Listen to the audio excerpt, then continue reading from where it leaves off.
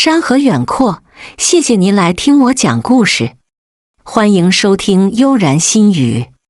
被前男友无情抛弃，还要假装淡定的跟前姐夫维持良好的关系，是种什么体验？安锦莫望一眼躺在病床上的母亲，一向明艳动人的总裁夫人，竟也有潦草到不修边幅，虚弱到苍白无力的样子。纠结一番后，他只能点头答应了。默默，按理说你刚跟议员分手，妈妈不该强迫你。哎，谁让妈妈不争气，让公司资金链断了。你要是实在不愿意，我还是让你姐去求他吧，毕竟他们也有些旧情。说完，床上的人儿深深地叹口气了。妈，你生着病呢，这事我会看着处理的。处理的唯一办法就是最快找到投资方，而成家就是最优的选择。他甚至连前姐夫都没见过几次，现在竟要主动接近他。说实话，安锦莫心底早抓狂了。不勉强吗？被妈妈追问，他挤出一丝笑的点头。那好，今晚我已经安排好了，你只管去赴约就好。牢记一点，拿到投资才是最重要的事。安锦莫走出病房时，已经是傍晚了。他望一眼暖阳色的天空，痛苦地长吁一口气。刚被绿的他，甚至连伤心的时间都没有，就要主动攀好前姐夫，他都不知道从何做起了。病房里一副病怏怏的安妈妈，望一眼女儿渐渐消失的背影，才敢下床。为了女儿终身大事，她装病扮丑容易吗？幸好一切都在往好的方向发展。大女儿找到幸福了，小女儿也不能落后，她这个当妈的真算操碎心了。酒吧一条街，最里边的一家酒吧，虽不是最大的，却是这里最奢华的一家店。安静的角落里，一身打扮精致的杨新田把刚倒好的酒递给对面的男人，眼底闪过几分担忧，但见他微抿一口，嘴角总算有笑意了。程总，你费这么大周折，不会还为了安家丫头吧？你别忘了，他大姐可是把你给绿了。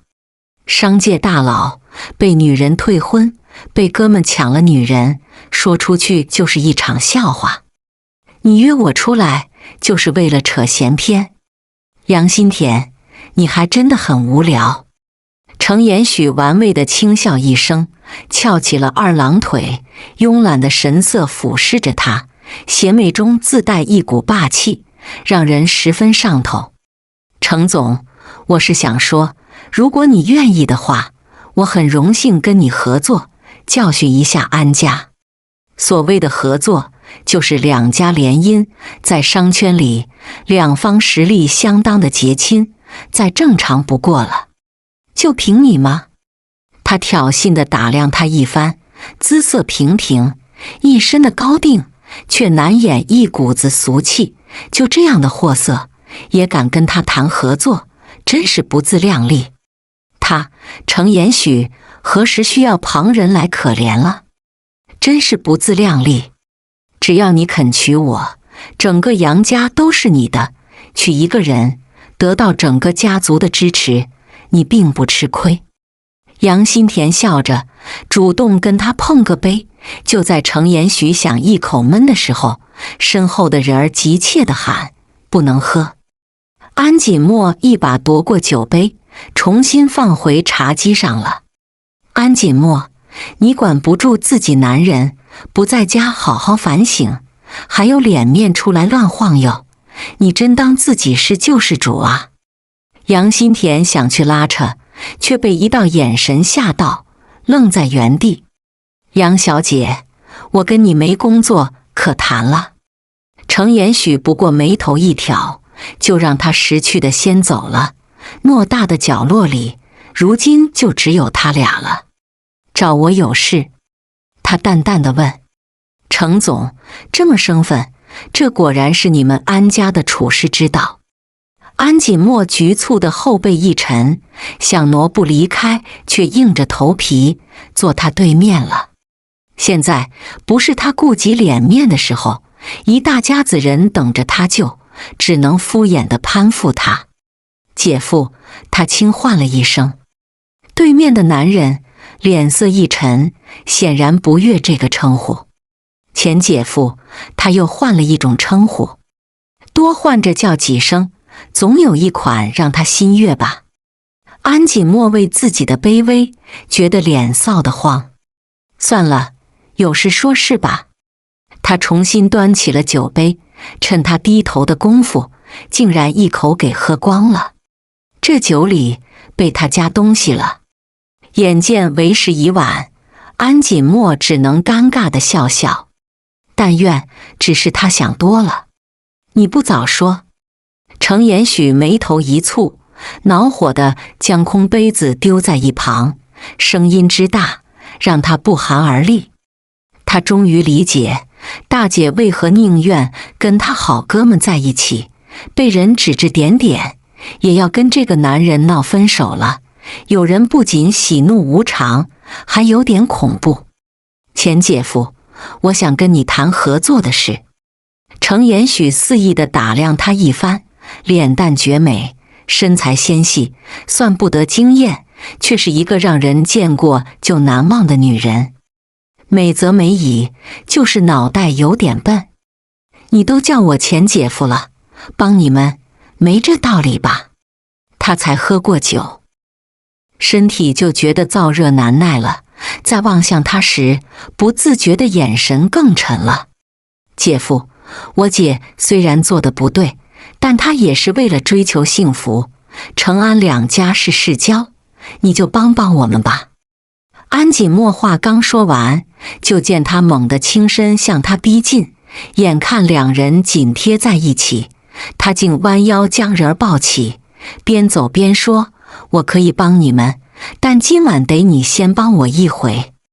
程延许抱着他走出了酒吧，不过半个小时后，他们在一起的消息就铺天盖地地传开了。翌日清晨，一缕暖阳透过玻璃照在他脸上了，微睁开美眸，正巧与他深邃的眼睛碰在一起了。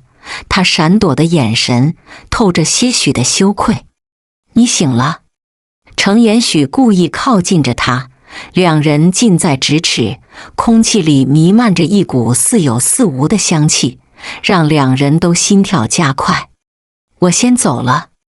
安锦墨忍着痛赤脚下床，拾起散落一地的衣服，慌张地跑去浴室了。大约15分钟后，他衣衫整齐地站在门口，朝他挤出一丝笑。姐夫，你答应我的事，希望你能尽快兑现。安氏企业再拖下去，就真的要破产了。我是答应不记恨你姐姐，注资。就昨晚的事，还做不到等价交换吧？程延许衬衣半开，领口的一排牙印看起来十分醒目，而又让人遐想翩翩。安锦墨顿时觉得脸红耳热，想找个地缝钻进去了。可是我的第一次，他欲言又止了。程延许缓慢地向他靠近，这会儿已经将人抵在墙边了。突来的亲昵让安锦墨脸涨得通红，想逃却被紧攥住了腰肢，再用力一分，他的腰就要被扭断了。两人就这样僵持着，他那俯视的眼神犀利而又霸道，仿佛能穿透衣服，让他有种被轻薄的羞愧感。昨晚你确实牺牲颇大，不如我们做个交易，对你我都有好处。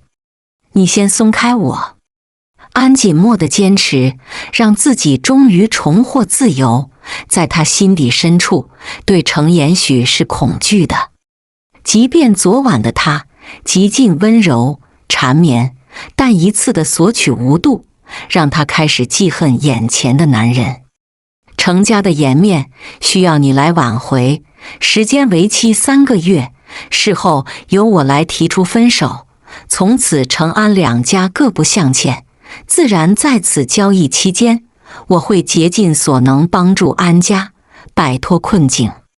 他悠闲地依靠在沙发上，审视地望着他，是否接受帮助，决定权在他了。我不能答应。他的坚持在维持最后的尊严，虽然这份尊严少得可怜，他也不想任人羞辱。据我所知，你的前男友已经追随他的白月光去了外地共筑爱巢。安锦墨，你如此扭捏，不会还想着找他倒贴吧？还是你想故作清高，再讹上别人？程延许的话让他更无地自容了，两只小手拧在一起，指甲深深嵌进肉里，一股子血腥味在空气里弥漫，让他烦躁的心竟然清醒了。他说的没错，第一次都给了，还装什么清高？我同意了，但要不要那个的时候，你不能强迫我，我随时可以说 no。 程延许邪魅的一笑，若不是意外，我也不是谁都能行的。你放心好了，在清醒的时刻，我对你没有兴致，最好是这样。安锦墨见他眼神扫过来，警惕地用手护住领口，谁料他竟绕过自己，直接去浴室了。客厅里终于安静下来，而他却眉头紧锁，一副心事重重的样子。一晚的光景，他竟与姐姐的前未婚夫滚了床单，还有了3个月之约。他觉得自己是真的疯了。回到家里，安锦墨简单的收拾几件衣服，就提着行李箱从2楼下来了。妈，你还没睡呢？安妈妈刚从医院回来，身子还很虚弱，朝着女儿招招手，两人挨着坐一起了。你真的决定了要跟严许住一起？看出母亲的担忧，安锦墨安抚的一笑，只要能救公司，我做这些算不了什么。再说了，简单交谈之后，我觉得他这人还不错，除了脸黑，脾气臭点，让人本能的想抗拒，余下的确实还不错。我就说嘛，你爸看中的孩子一定有过人之处，你姐姐没这福气，你可是要加倍珍惜，争取3个月将他拿下，做人人艳羡的豪门阔太太。安妈妈说的动情了，温柔拍着女儿的后背，如果可以，她希望2个女儿都能找到属于自己的幸福。妈，我就是为了就近上班，没你想的那么好。安锦墨辞别母亲，开车去了半山腰的别墅小区。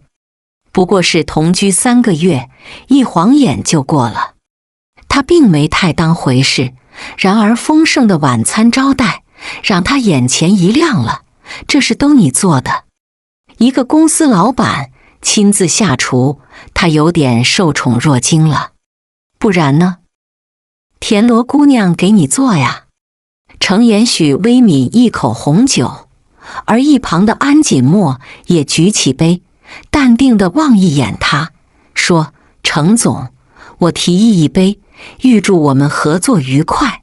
那个资金的事，他没掩饰的直接问正题。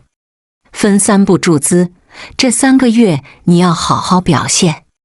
言外之意，别想着敷衍了事。哦，他尴尬地应了声。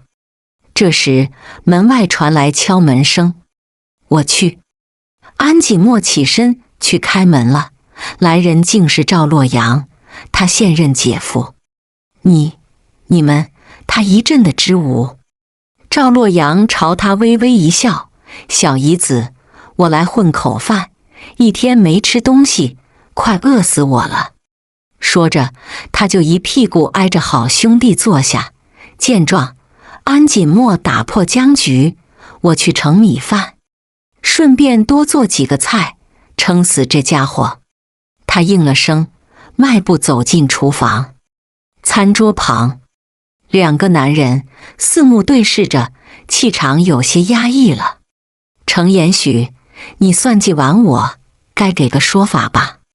坏人他当了，但补偿这事不能白不提黑不提。他就想开个个人画展，不过分吧？我的未婚妻被你抢走，你来找我讨说法。程延许抿一口红酒，不客气地对着他。赵洛阳不悦地扯一下嘴，是你跟我说安以桦是你大姨子，让我帮你照顾她，结果你让我背黑锅。还有，你把沈议员的白月光调去外地，绕了这么一大圈，就为了追自己小姨子。要不我找厨房那位说道。别废话了，想在哪里开画展？程延许板着脸，将杯里的红酒都给喝光了，心里暗骂：艺术家真的忒矫情，难成吧？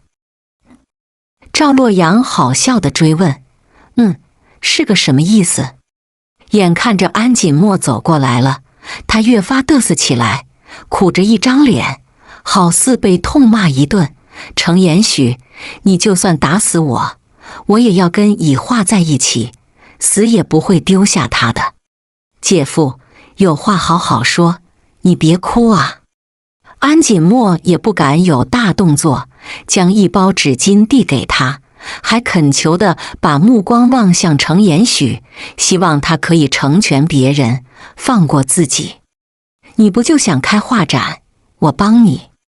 程延许也不惯着某人，直接揭穿他的小心机，自己有这么个损友，也是倒大霉了。那你们慢慢吃，我回去陪以桦，顺便把这个好消息告诉他。拜拜。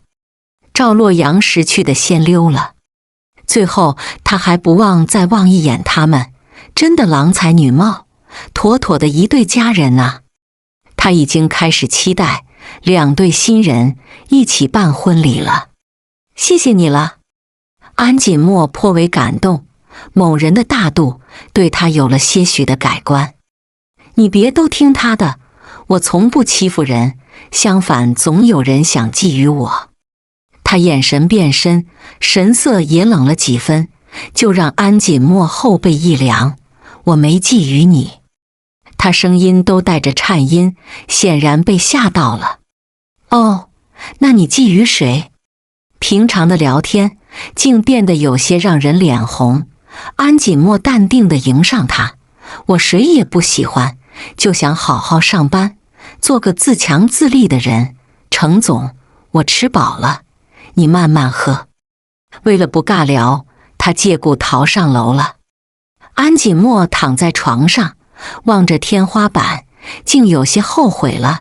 本以为简单的做个室友，没想到才第一天就让他血压骤升了。某人的冷气场太让人心慌了。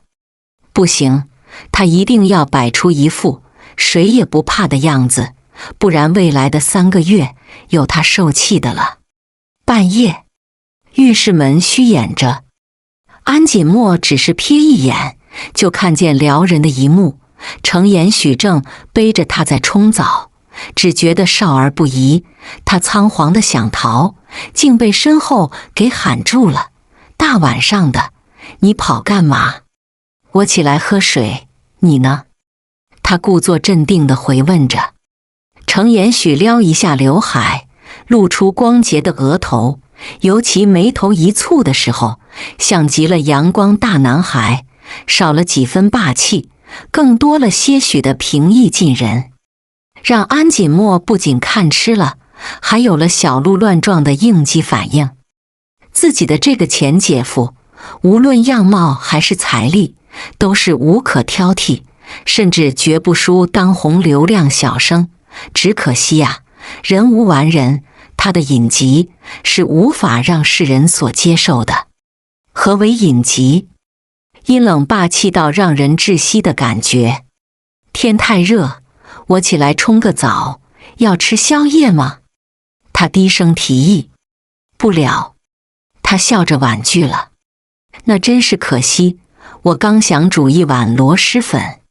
说完，他就起身下楼了，身后的安锦墨一路尾随，他是绝对抗拒不了一碗粉的。程延许边煮粉边嘴角微扬，偷偷掌握了他的喜好，这还都是未来丈母娘的功劳，就有种犹如神助的感觉。听说明天会有雨，他随口地说。哦，安锦墨没过脑子的应了声。他平时车接车送，应该不需要考虑天气，倒是自己每天风里来雨里去，活得真糙。后天的清晨，天空下着瓢泼大雨，路上行人稀少，唯有一个西装男人撑一把大伞站在风雨中，却成了一道独美的风景线。好帅呀！路人甲说。超帅，是我的梦中男人。路人乙也表示出痴痴的样子。一个男人而已，有多帅？安锦墨也加入了八卦。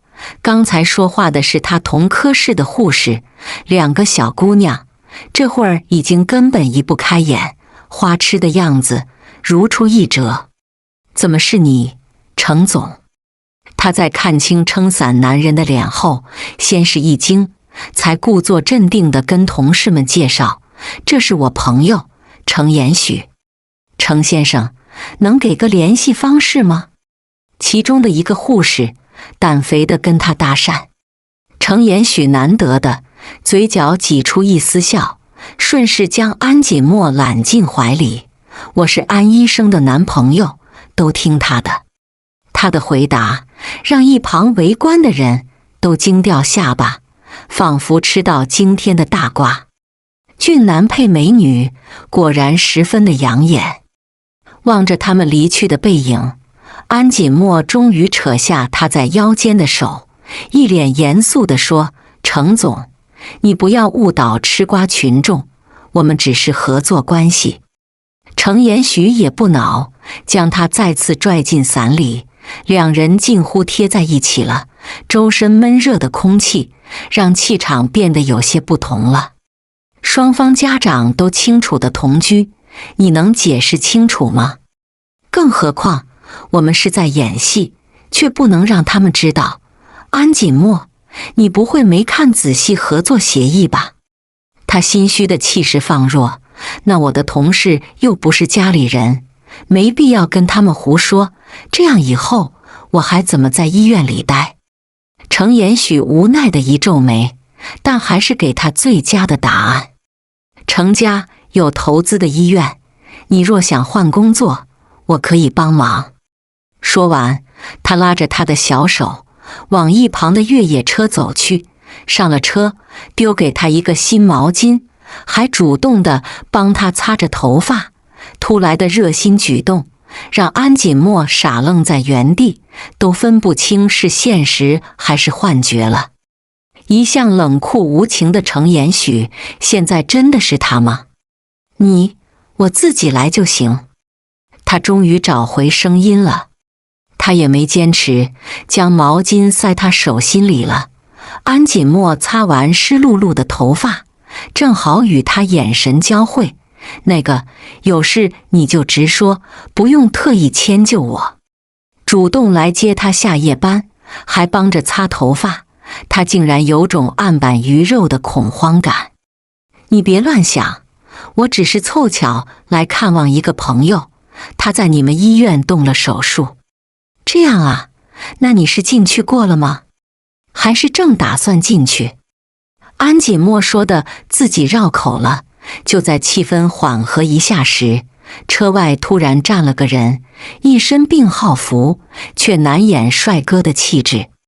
不过是来不及收回视线，就被一阵咳嗽声打断。他是我朋友，已婚，像是满脸写着别犯花痴。作为医生，我只是习惯性的多看他一眼，望闻问切是作为中医的天性。安锦墨小脸已经臊得通红了。程延许没反驳，而是先一步开车门下车了，笔挺地挡在男人面前，给你最爱吃的那家餐厅打包的。男人闻着味地打开打包盒，里面竟是飘着红油的螺蛳粉，光看一眼都能被浓郁的辣味熏到。我是严重胃溃疡，哥们，你是故意整我吧？见他皱眉，安锦墨也跟着下车了。他出于医生本职的关心问：哪里不舒服？需要我帮忙吗？妹妹，我胃溃疡犯了，你男人给我送螺蛳粉，你说他是不是想让我英年早逝？哼！男人委屈的一撇嘴。好哥们妥妥的见色忘义，让他体验一把人情冷暖。他不是我男朋友，你可能误会了。安锦墨笑着解释。不可能。男人话说一半就被一包牛奶堵住了嘴。我的午饭也给你。见程岩、许超朝他瞪眼，男人自认倒霉的挤出一丝笑。妹妹，我先回了，咱们改天再约。不等他反应过来，男人已经消失在雨里了。他明明自己点的餐，非要在你面前装可怜，这种男人你不用可怜他。程延许把好哥们说的一文不值，为的就是打消安锦墨对他的一切好感度。只能说某人的小肚鸡肠，乱吃飞醋，已然到了不可挽救的地步，却还非要装一副生人勿近的样子，让人又怕又不敢靠近。早饭吃螺蛳粉确实不够聪明。安锦墨专业性地给出建议。那你想吃什么？他随口地问。刚坐上车，气氛又变得闷热起来了。安锦墨顿了几秒，才低声地说：闻着那股味，我也想吃螺蛳粉了。你呢？要回公司用午饭吗？说是礼貌地问，更像是在说：你赶快走吧，我不想跟你独处。我也正好回家拿文件，不如一起吃午饭。他眉头一挑，淡淡地说，语气平淡的，让安锦墨觉得那个死气白赖的更像自己。可我要先去商场。一般人听到这样说，都会明白这是婉拒的意思，而程延许轴得很，一起吧。好吧。见他专心开车了，安锦墨也只能闷头不作声。或许真是他想多了，人家只是凑巧在家吃一顿，而他只是那个意外。家里餐桌旁3菜1汤，都是安锦墨的拿手菜。程延许从书房出来，就坐他对面了，嘴角挤出一丝笑。老程刚才打来电话，说是两家联姻不便，年底叫我们完婚。我知道你不愿意，但他过2天会来突击检查，表面功夫总要做一做吧。他示好的态度让安锦墨有种不好的预感。你继续。程延许清下嗓子，才悠悠地说，你搬来我房里睡。我不同意。安锦墨觉得这是在变相的违背协议，说好的各睡各的，这才3天不到就想出幺蛾子，他有权利拒绝。你别忘了，资金分3批注入，你在合作期间有义务帮我应付家里人。安锦墨，我记得有说过不会动你的，你难道是怕自己手脚不老实？程延许隔着餐桌，轻身弯腰逼近着他，四目相望，让他猛咽口水。我也没兴趣对你动手，睡就睡，反正我不怕你。哦，那不如假戏真做，你敢吗？他掐住尖下巴，一脸邪笑地盯着他，五官俊朗的脸近在咫尺，还透着几分邪魅。安锦墨一时间竟看痴了。帅哥在眼前，不动心恐怕很难吧？尤其是他故意的在惹你心动，那这个女人就在劫难逃了。不敢，他渺悚地回答。程延许嘴角一扬，那就帮我演好戏。好啊，那作为你的女朋友，我是不是该有几件贵的珠宝，好应对程伯伯的检验？可以，明天你休息，我陪你去挑。程延许从不是小气的人，对他更不会吝啬。你怎么知道我明天休息？他狐疑地问。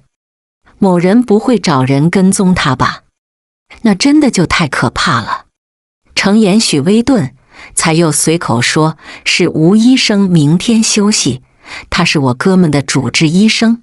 听他说你俩正好一个班，我不想听也被迫听到了。你不会喜欢吴医生吧？安锦墨八卦地问。我有喜欢的人了。是谁？他追在身后问。程延许不友好地瞪他一眼。跟你有关系吗？有这功夫，你还不如做些有用的事。你不会害羞了吧？安锦墨此刻就有点招人嫌了。他也不是故意的，谁让吴医生是自己的好朋友，关心他的事是自己最感兴趣的事了。许是被惹烦了，程延许猛地将人儿抵在墙边，低头慢慢向他靠近，适时封住了那一抹粉唇，肆意的侵占，让安锦墨处于被动的劣势，直到快要窒息时才被松开了。他大口喘着粗气，眼神有些迷离，在程延许眼中，那可是致命的诱星好货，本就没有平复的心，又变得躁动难耐了。在害羞的是你。撂下一句话，他就洒脱地转身上2楼了。安锦墨被强吻后，抚摸着发烫的唇，微肿的唇角有一股麻麻的感觉。突来的冒犯让他心里五味杂陈，不知道该如何让自己冷静了。因为有种奇怪的想法，他内心深处竟不是决然地讨厌他，甚至还有些紧张的小兴奋，就让安锦墨更心乱如麻了。快夜里11点半了，洗漱完后，安锦墨就在床上坐立不安，犹豫要不要过去。正在发愁的时候，一个消息发过来，让他不得不抱着凉被往隔壁卧室走去了。该来的总会来，他唯有坦然接受了。不用这么紧张，就当简单的睡个觉。他出声安抚着一旁瑟瑟发抖的人儿。不夸张地说，想爬上这张床的女人，没有100也有50，像她这么排斥、恐惧的，也就她这独一份了。不如我还是打地铺，就算程伯伯来了，也不可能推门检查吧。安锦墨刚坐起身，就被程延许压在身下了。安锦墨，跟你睡觉，吃亏的人是我。我还没说什么，你这得了便宜还卖乖，有劲吗？他是上市公司老板，之前也是妥妥的超级学霸。而安锦墨是小康之家，也只上了一个普通本科，哪一点比较，他们都是不匹配的，谁高攀了显而易见。安锦墨凑近他的薄唇，用力一咬，一股子血腥味充斥着两人的口腔。没有被惹毛，程延许反而笑了起来，还有嘴角的血迹，意外的撩人心魄。喜欢就强吻，我欣赏你的勇气。话落，他一个翻身，两人回到原来的状态了。安锦墨为了掩藏心虚，背着他躺好，心里却是跳得慌乱，有种下一秒就蹦出嗓子眼的感觉。这是他第一次强吻男人，然而貌似感觉并不坏，内心的改变让他解释成是在捍卫自己尊严，仅此而已。在被强吻和强吻别人之间，他更喜欢主动的那个，无关感情。作为要强的女人，气场不能输。但事实是，安锦墨现在手心冰冷，肩膀也不受控地轻颤一下，给人一种正在抽泣的错觉。哎呦，疼！程延许听他喊，将手放在他腰间。怎么了？哪里疼？他眼里尽是关心，而背着他的安锦墨浑然不知，想下床找止痛片。你躺着，我去找。话落，程延许往书房走过去，没一会儿，一杯红糖水还有止痛片递在他眼前了。谢谢。安锦墨接过来时，眼里透着感动。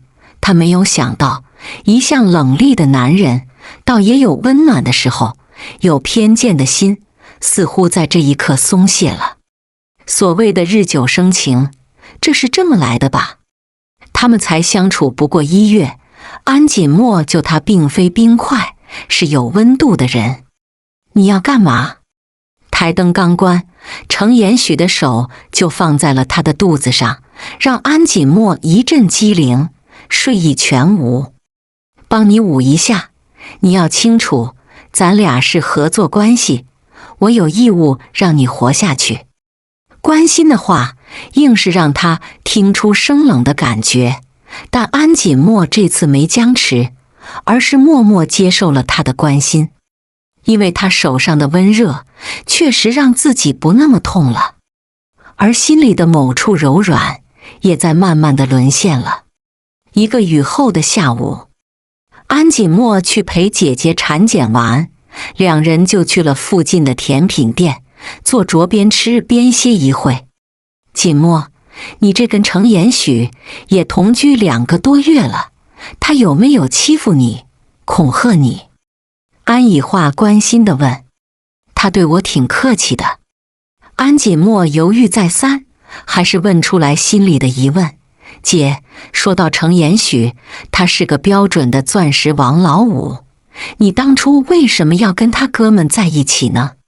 很明显，赵洛阳家境平常，虽然也算富裕，但与程延许的家世相比，岂止是天差地别。你还不知道吧？他一直有喜欢的女人，珍藏在心里的白月光，既然都无感觉，那我总要找到自己幸福吧。你都不晓得，他为了摆脱这段联姻，主动让赵洛阳来照顾我。你说说，他心眼推坏了吧？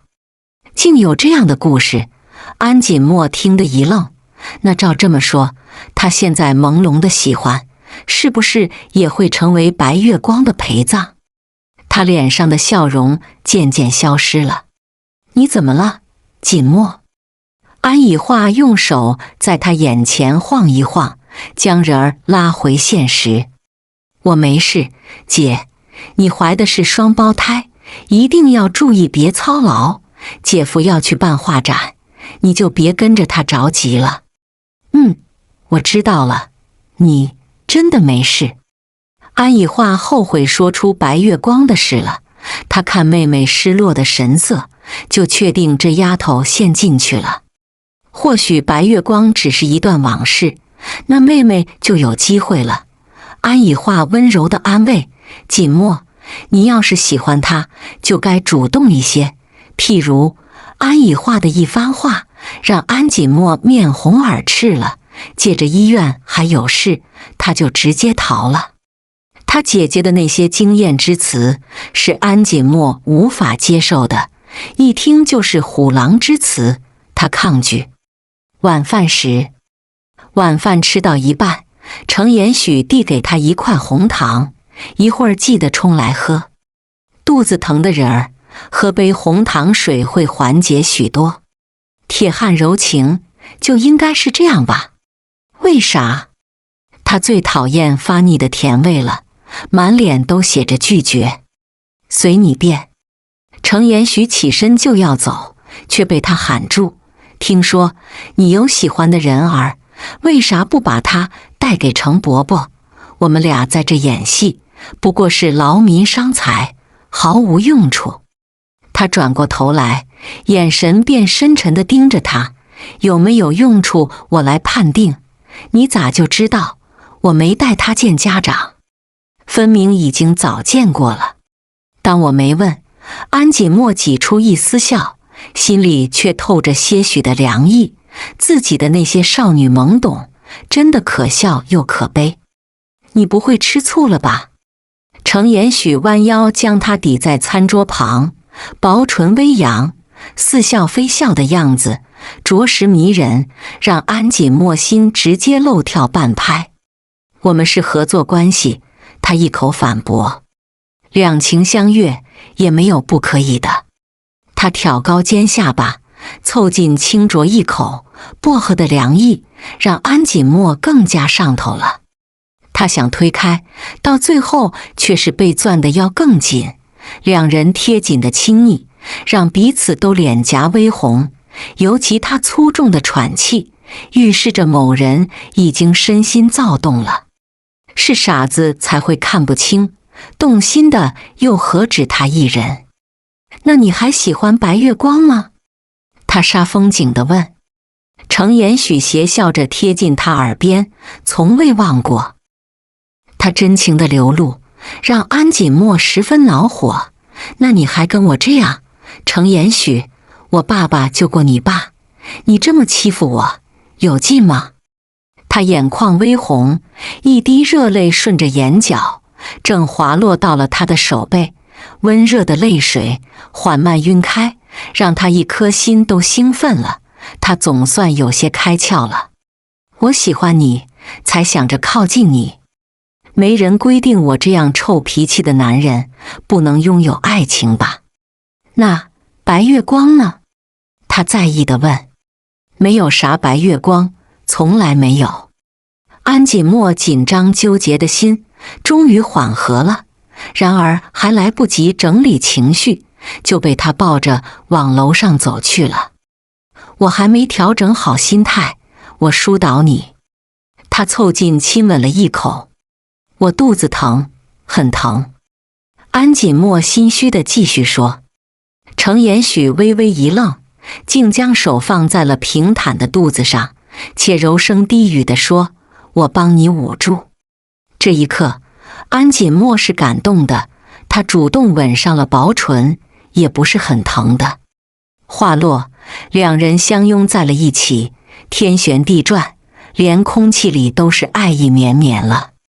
本就有爱的他们，在正视彼此情感之后，爱得更投入，更炙热了。如果你是猎物，很不幸地跟猎户住在一处，你觉得自己可还有生还的可能？某日下午的咖啡厅，杨新田终于等到他来了，眼神的痴迷兴奋让人看了厌烦。找我有事？要不是看在商业上有合作，程延许在被他算计后都懒得再见面了。就算他误打误撞帮到自己，但初衷还是想害他，就冲这一点，这样的女人他一定会加倍防备。程总，我是跟你道歉的，上一次的事是我考虑不周，这是新的合作方案，希望你可以给我一个机会弥补。程延许低头看一眼方案，冷淡地嗯了声。我听说了，你跟安锦墨相处得很好，但仅仅是为了应付长辈。程总，我一直很喜欢你，你能给我一个机会吗？哪怕是当情人，我也不在乎。杨新田望向了门口，发现一个熟悉的身影，嘴角的笑意更浓了。果然女人的好奇心都是很严重的。安锦墨这一来，他的挑拨离间就成一半了。等到他们分开，他再趁虚而入，岂不是坐收渔翁之利？情人，你也配？程延许冷冷地回对他。程总，杨新田娇媚地喊一声，手也往他手臂探去，只可惜还未碰到，就被无情地打向了墙边，咯吱一声，他的手臂就地骨折了。疼，我胳膊断了。杨新田埋怨地望向他，却见他已经起身离开，望着无情至极的背影，他不仅在心里咒骂，这男人就是个疯子。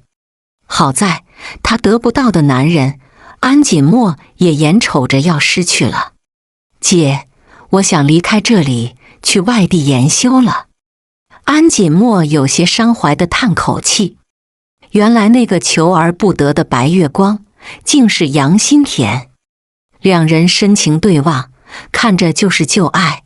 只是当初跟自己演戏，有图的什么呢？安锦墨真的迷糊了。锦墨，我支持你离开，但走之前，你也要跟他摊牌，不然我怕他再纠缠你。我从赵洛阳口中套的话，程延许把关于白月光的东西都藏在一个纸盒子里，你可以找找看。安以化小声地说。劝和不劝离，他这是在劝两人分手，自然不能太嚣张了。好，我知道了。姐，以后你的产检，我就恐怕没法陪你了。这一走，3、2年是回不来的。安以化安慰他说，我有赵洛阳，你就不用操心我了。倒是你真要去外地研修，我会抱着你外甥去跟你见面的，又不是阴阳两隔，瞧把你愁的。那倒是。安锦墨挂了电话，就开始在书房和卧室找东西。他姐说的对，用事实逼他分手，才是完全的解脱。什么3月之约，什么我喜欢你，此刻想来都极为讽刺。他只是某人无聊打牙祭的对象，正主来了，他就该识趣离开的。功夫不负有心人，纸盒子终于让他找到了，确实藏得够隐秘，若不是他手够长，还真就忽略了衣橱的最里层。安锦墨忐忑地打开盒子，映入眼帘的是一张张照片，有跟家人在一起的，还有偷拍的照片。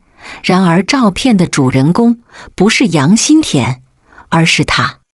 从19岁到25岁，关于他的成长，程延许竟然都没有缺席，照片为证，而且背面写的小字，暗恋的酸楚，情真意切，更是让他哭成一个泪人。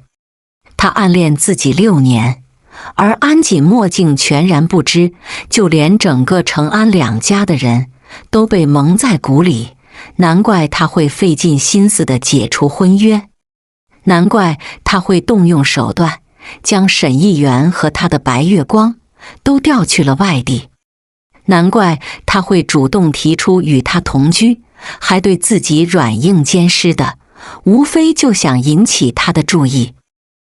意图都这么明显了，而自己却茫然无知，是有够傻的了。你在哭吗？程延许从外面回来，见他抽泣着，竟有些慌神了，想要抱住安慰他，却被眼前的东西给愣在原地了。尘封已久的照片突然暴露在阳光下，就如同心里隐忍许久的情感被突然发现，心里总是慌乱的吧。我本打算跟你提分手的。安锦墨失去眼角泪水，苦笑着站在他面前了，四目凝望，竟觉得他才是最傻的那个。毕业前夕，你为了能拥抱他，拥抱了全班的同学，这不正是程延许的傻瓜举动吗？那时候你才19岁，我想等你长大了再跟你说清楚的。而你后来有了沈议员，我就……程延许解释完，才又苦涩的一笑。他是个愚笨的人，表达情感的方式又格外奇葩，能不能追到心爱的人儿，他都是靠老天可怜的。程延许，我差点错怪你，你知道吗？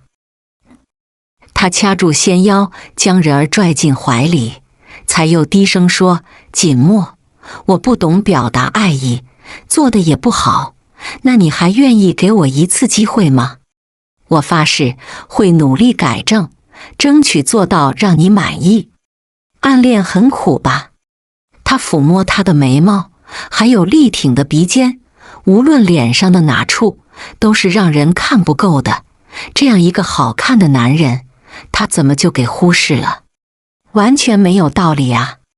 幸好一切还都来得及，在意料之外，却也是天注定的。尤其看你跟别的男人拥抱，犹如一把尖刀刺进我的心脏，怕死得太舒服，还要来回多刺穿几次，疼到了麻木。他这会笑得释然了，但总透着些许的悲凉。安锦墨踮起脚尖，在他薄唇吻了一下，这样甜点了吧？他摇摇头。安锦墨又动情地主动跟他亲昵许久，放肆的结果是自己都快被憋得窒息了。这样呢？再不行，那我也爱莫能助了。还是差强一些人意，程延许不尽兴的低头封住了那抹粉唇，多少的情感在这一刻终于得到舒展了。全剧终。